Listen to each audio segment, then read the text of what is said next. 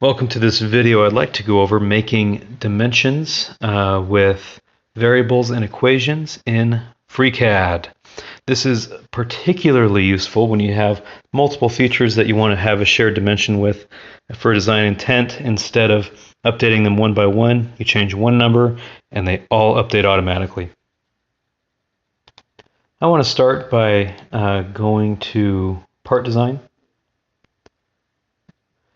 From here, we can start by making a new document, creating a body, and now that we've created a body, I want to divert to the Spreadsheet workbench and create a new spreadsheet. Clicking on that button did not look like it did much, but we actually have a spreadsheet added into our history tree now. So if I double click on that, I can start creating variables. I don't necessarily need to create names, but it sure helps the user interface, especially when you go to edit in the future. So I'm going to add in a few names here: width, length, and then maybe thickness.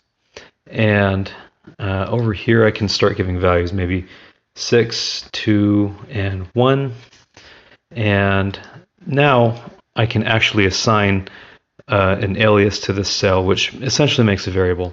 I right click on the cell and say properties and alias, and I say width. I'm doing everything in lowercase for a just more simple way of doing it.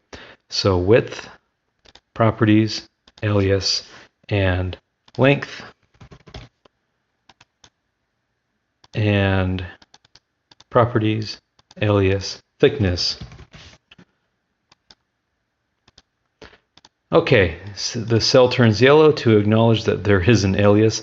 I may want to work with my spreadsheet and my model simultaneously, and that's pretty easy to do. I'll close the Start Page tab down here and say Windows, Tile, and that way the Start Page doesn't tile with everything else.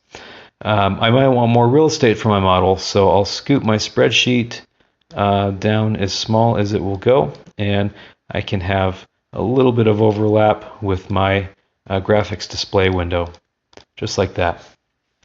So heading back to the Part Design workbench, and I've already created a body, so I'll go to Model, and on my body I'll create a sketch on the XY plane, and I can scoot this window over a little bit.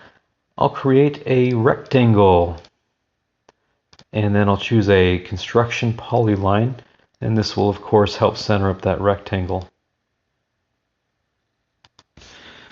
Now I can choose equal with the E key and select both again and choose parallel. Now it's time for dimensions. So Shift H, I can give this a horizontal width, but instead of just typing in a number,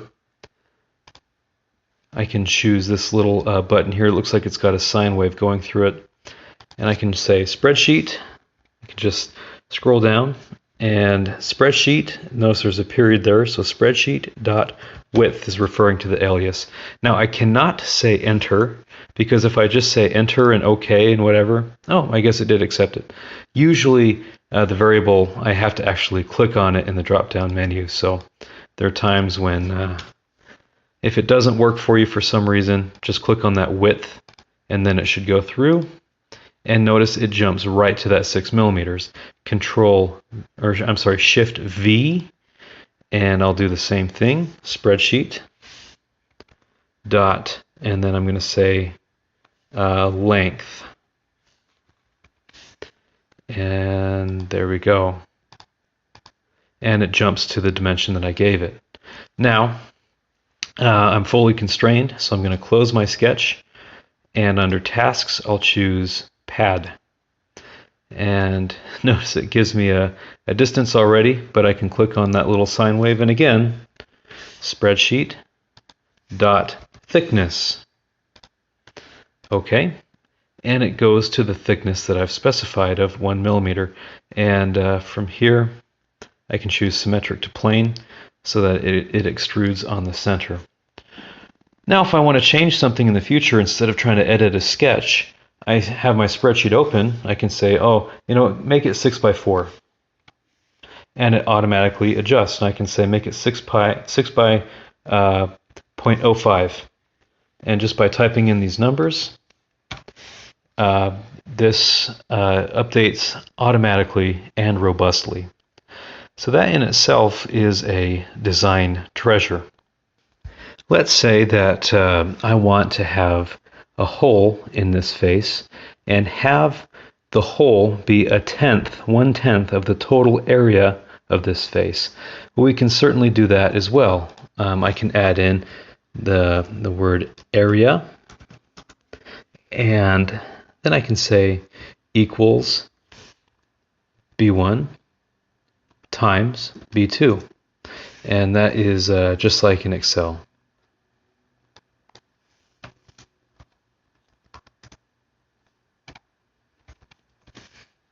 There we go. I forgot to say that this is case sensitive, so use capital letters when referencing these cells.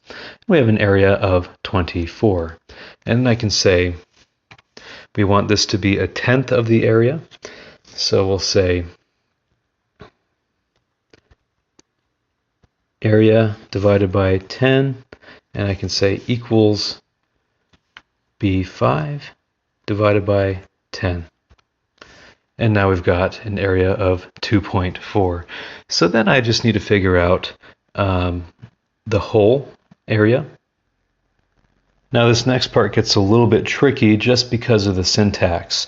Of course, we're solving for a radius. We have the area that we want, and so we're asking ourselves what radius. And so when we do the equation, we have to solve pi r squared equals a for the variable r, and that comes out to the square root of the area divided by pi.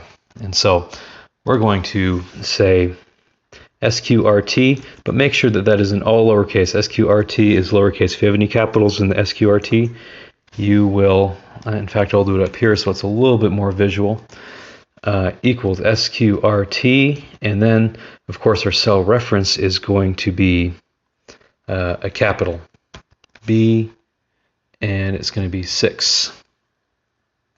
And then we're going to divide by pi, which is lowercase pi. And there we have a radius of 0.87, so I can say radius. So we're going to say, we're going to right click and say properties, alias, and then again, keeping with my lowercase convention, radius, radius. Okay. So now I can sketch on this face, and making a driving dimension, I'm going to constrain it right in the center. And now I'm going to choose Shift R rather, for radius. And as before, spreadsheet dot radius. And now our radius is 0.87, and we have a hole with a radius of 0.87. We'll go to tasks, and we're going to pocket through all. Now, when I actively update the dimensions of my face, the hole will automatically resize. So if I say 6 by 6, the hole becomes slightly different. If I say 10, in fact, let's do something crazy, 100 by 6, that might make the hole a little bit larger than than what we want.